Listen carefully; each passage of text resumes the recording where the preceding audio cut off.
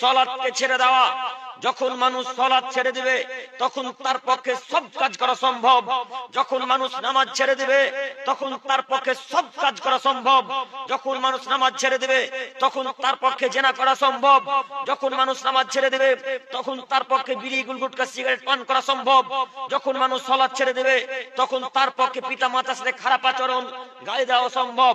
আব্দুল করিম সাহেব, আপনার কথার সাথে একমত হতে পারলাম না। কই আমাদের রাঘবপুরে হাজারো মানুষ সালাত আদায় করে, এরা বিড়িও পান করে। কই নামাজ বিড়ি থেকে, নামাজ বিড়িকে রক্ষা করলো? আব্দুল করিম সাহেব, আপনার কথার সাথে একমত হতে পারলাম না। আমাদের এলাকার মানুষ, হাজার হাজার মানুষ মসজিদে সালাত আদায় করে, মাদ্রাসায় যায়, মাদ্রাসার সেক্রেটারি সভাপতির দায়িত্ব পালন করে, এরা সালাত আদায় করে, আবার এরা পিতামাতাকে গালি দেয়। আপনি যে একটু আগে বললেন যতক্ষণ মানুষ নামাজ পড়বে ততক্ষণ মানুষকে আল্লাহ তাআলা অন্যায় কাজ থেকে বিরত রাখবে।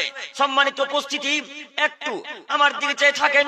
আমাদের আল্লাহ বললেন, পৃথিবীর মানুষ তোমরা মনে রেখো, সালাতই এমন একটা ইবাদত যে ইবাদত মানুষকে অন্যায়, অবিচার, নোংরা কাজকর্ম থেকে বিরত রাখতে পারে। সালাতই এমন একটা ইবাদত যে ইবাদত পৃথিবীতে মানুষকে অন্যায়, নোংরা কাজকর্ম থেকে বিরত রাখতে পারে। এটা আল্লাহ তাআলা আরবিতে বলছেন, ইন্নাস সালাতা তানহা আনিল ফাহশাই ওয়াল মুনকার। হে আদমের ছেলেমেয়ে, তোমাদেরকে বলছি শোনো, যদি তোমাদের মধ্যে কোন আদমের ছেলেমেয়ে সালাত আদায় করে তাহলে তাদেরকে সালাত, নামাজ মানুষকে অন্যায় কাজকর্ম থেকে বিরত রাখবে। এই রাসূলের আল্লাহর বাণী আর বাস্তবে দুইটা বাক্যের একটুকু মিল নাই। মিল পাচ্ছেন আপনারা কি? আল্লাহ বললেন নামাজ পড়লে অন্যায় কাজ থেকে বিরত রাখতে পারে, নামাজ পড়লে মানুষকে জেনা থেকে বিরত রাখে, নামাজ পড়লে মানুষকে অন্যায় কাজকর্ম থেকে বিরত রাখে। এই দুইটি বাক্যকে আপনি বাস্তবে মিলিয়ে দেখেন, আল্লাহর কথার সাথে জীবনে বাস্তবে মিল নেই। আব্দুল করিম সাহেব কি বলতে চাচ্ছেন? তাহলে কি আল্লাহর আয়াত মিথ্যা?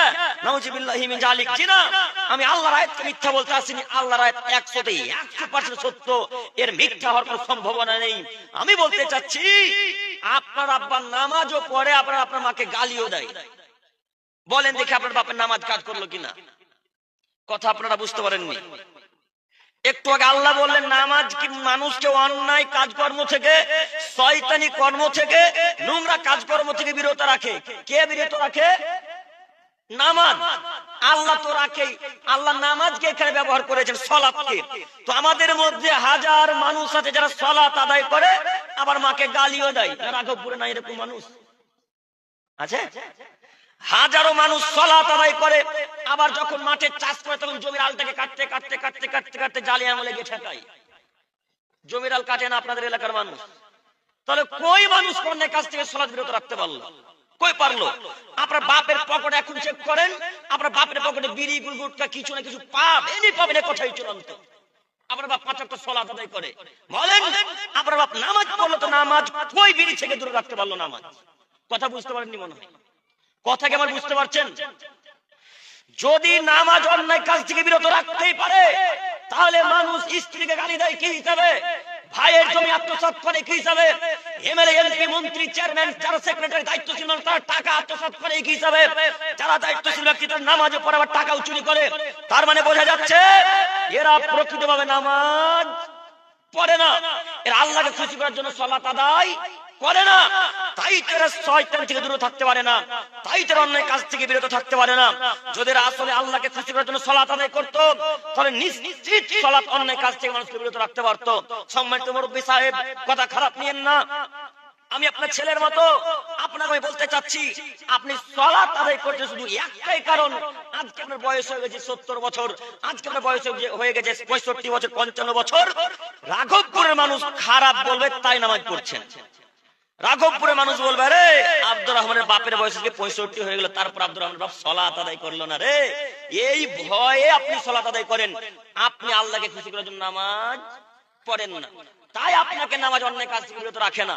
প্রকৃতপক্ষে যারা সালাত আল্লাহকে খুশি করার জন্য আদায় করবে এদেরকে সালাত শয়তান থেকে, নোংরা কাজকর্ম থেকে, জেনা থেকে, সুদ থেকে, এই সব নোংরা কাজকর্ম থেকে বিরত রাখতে পারে সালাত। এটাই আল্লাহ তাআলার বাণী, আল্লাহর কথা মিথ্যা বলে কোনোদিনও। সম্মানিত মুরব্বী সাহেব, আপনাকে আমি অনুরোধ জানাচ্ছি, যে কোনো মূল্যে পৃথিবীতে যতদিন বেঁচে থাকেন একমাত্র সালাত কাকে খুশি করার জন্য আদায় করব? আল্লাহকে। পারবো না আজকে থেকে ইনশাআল্লাহ? পারবো ইনশাআল্লাহ? ইনশাআল্লাহ যে কোনো মূল্যে আল্লাহকে খুশি করার জন্যই সালাত আদায় করা লাগবে। নচেত কোনদিন অন্যায় কাজ করা থেকে বিরত থাকতে পারবেন না। প্রথম বাক্যে একটা আয়াত পেশ করতে গিয়ে এত দূর চলে এলাম। আমরা বলছিলাম যখন অন্যায় কাজকর্ম ব্রেনে চিন্তা ভাবনা আসবে, যখন জেনার কথা ব্রেনে আসবে, যখন খারাপ করে চিন্তা ভাবনা ব্রেনে আসবে, তোর আল্লাহকে সঙ্গে সঙ্গে ডাক দিতে হবে।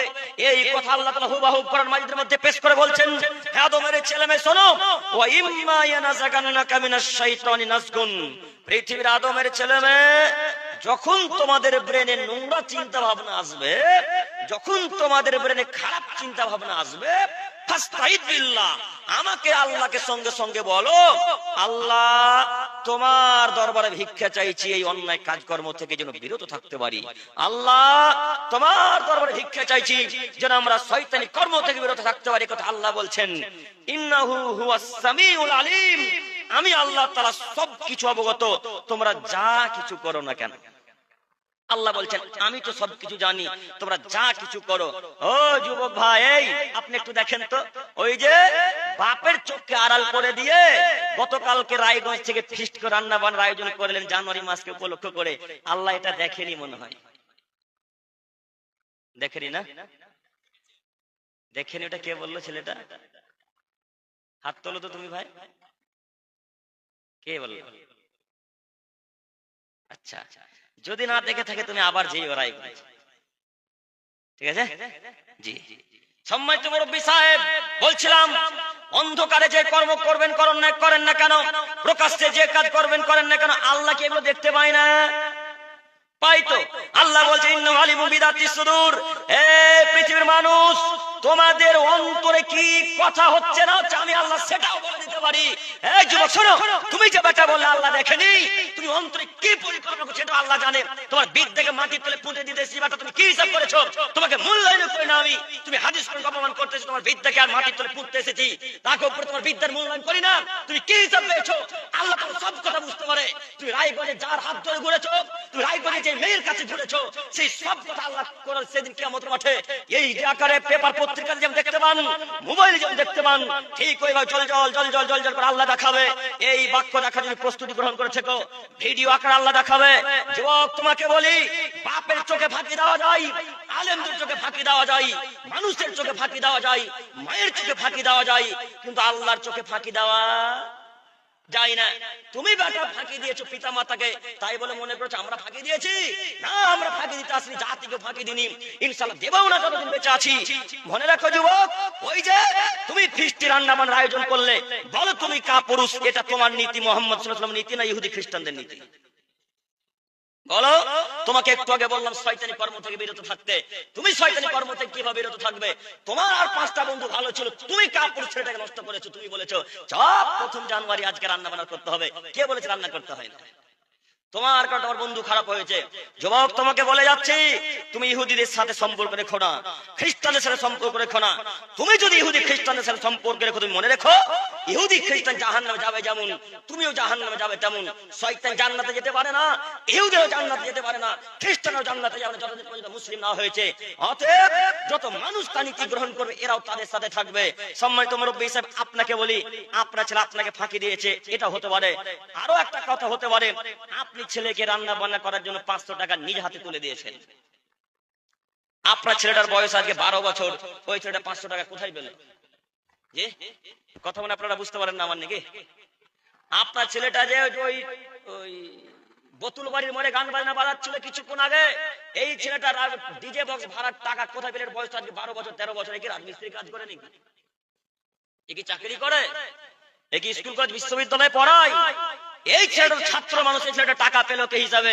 আপনি তো কাপুরুষ পিতা, মেয়েকেও রান্না বান্না করার জন্য স্যারের সাথে পাঠান। স্যার তো তার বাপ সমতুল্য মানুষ, তাই না? তাই তো মেয়েকে স্যারের সাথে পাঠালেন। কেমন যে পিতা আমরা বুঝতে পারলাম না। আপনি কি হিসাবে 31st নাইট কার প্রথম জান্নাতকে মূল্যায়ন করে আমরা বুঝতে পারলাম না। আমি এটা এখনো বুঝতে পারি না যে মুসলমানের বাচ্চা মুসলমান কি হিসাবে ইহুদি খ্রিস্টানকে সম্মান করে, কি হিসাবে করবে, কি হিসাবে? হাজার হাজার মানুষ রায়গঞ্জে গান বাজাচ্ছে, হাজার হাজার মানুষ, এরা কি সব ইহুদি খ্রিস্টানদের ছেলে মেয়ে? কথা বলে না, এরা কি সব ইহুদি খ্রিস্টানদের মেয়ে?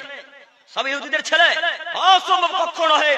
ওই ছেলেগুলো রাঘবপুরে কেউ আছে, এই উত্তর দিনাজপুরের মুসলমান বাচ্চারা কেউ না কেউ আছে, কথাই চূড়ান্ত, এটা আমরা বিশ্বাস করি। ওই ছেলেটা গান বাজনা বাজালো কেন? ওই ছেলেটা 5 জানুয়ারিকে মূল্যায়ন করলো কেন? আমি কেন 5 জানুয়ারিকে মূল্যায়ন করব? আমি কেন 1 জানুয়ারিকে মূল্যায়ন করব? আমি কেন 1 বৈশাখকে মূল্যায়ন করব? আমি কি খ্রিস্টানের বাচ্চা? আমি কি ইহুদির বাচ্চা? আমি কি নাসারার বাচ্চা? আমি কি বৌদ্ধের বাচ্চা? আমি কি হিন্দুর বাচ্চা? আমি 5 জানুয়ারিকে মূল্যায়ন করি কেন? আমি 1 জানুয়ারিকে মূল্যায়ন করব কেন? আমি 1 বৈশাখকে মূল্যায়ন করব কেন? ইহুদির বাচ্চারা করবে করুক, খ্রিস্টানরা করবে করুক, নাসারা করবে করুক, বৌদ্ধরা মূল্যায়ন করবে করুক। আমি ইহুদির বাচ্চা নই, আমি খ্রিস্টানের বাচ্চা নই, আমি মূল্যায়ন করি না। আমি এই 5 জানুয়ারির মুখে লাথি মারি, আমি 1 বৈশাখের মুখে লাথি মারি। আমি মুসলমানের বাচ্চা, আমার রক্ত ভাই মুহাম্মদের নীতি, আমার রক্ত ভাই সাহাবীদের নীতি, আমার রক্ত ভাই ইব্রাহিম আলাইহিস সালামের নীতি। আমি আব্দুল করিম আলাইহিস সালাম 31 জনকে মূল্যায়ন করতে পারি না। আমরা মুসলমানের বাচ্চা, আমরা ইহুদিদেরকে মূল্যায়ন করতে পারি না। আপনি কাপুরুষ, আপনার ছেলেও কাপুরুষ। আপনার ছেলে আজকে রান্না বান্না আয়োজন করেছে, গতকালকে সারা রাত্রি গান বাজনা বাজিয়ে আজকে সকাল 10টার সময় ঘুম থেকে উঠে আপনার ছেলে জালসার কাজ করতে এসে আপনার ছেলেকে চিনি না? আপনার ছেলে রান্না বান্না আয়োজন করবে কেন? ওই ইহুদিদের ধর্ম, ওই খ্রিস্টানদের ধর্ম, ওই নাসারাদের ধর্ম। একটু আপনাকে বলি, 1 জানুয়ারি খ্রিস্টানদের প্রথম দিন আর 1 বৈশাখ হিন্দু ভাইদের প্রথম দিন, এই 2টা দিনের মধ্যে মুসলমানের কোন একটা ধর্ম আছে?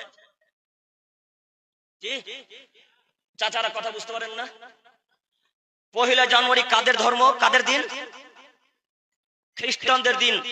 আর 1 বৈশাখ কাদের দিন? হিন্দুদের প্রথম দিন। এবার আপনি বলেন এই 2 দিনের মধ্যে আপনার কোনটা? কোনটাই নয়। তো আপনার ছেলেটাকে 1000 টাকা দিয়ে ডিজে বক্স ভাড়া করতে টাকা দিলেন কেন? দিলেন কেন? কেন দিলেন? বাপ জন্ম দিলে হওয়া যায়? আপনাকে একটা বাপ বলি না, আপনাকে কাপুরুষ 100 দিন আগে বলেছে, আপনি নিজেকে মানুষ মনে করেন না কেন? কেন ছেলেকে রান্না বান্না আয়োজন করালেন? একটু আগে যখন আসছিলাম, ভাই যখন আনতে গিয়েছিল, তখন গান বাজনা বাজছিল ওই এলাকাতে। এলাকাটা সম্পূর্ণ মুসলিমদের এলাকা, তাই না?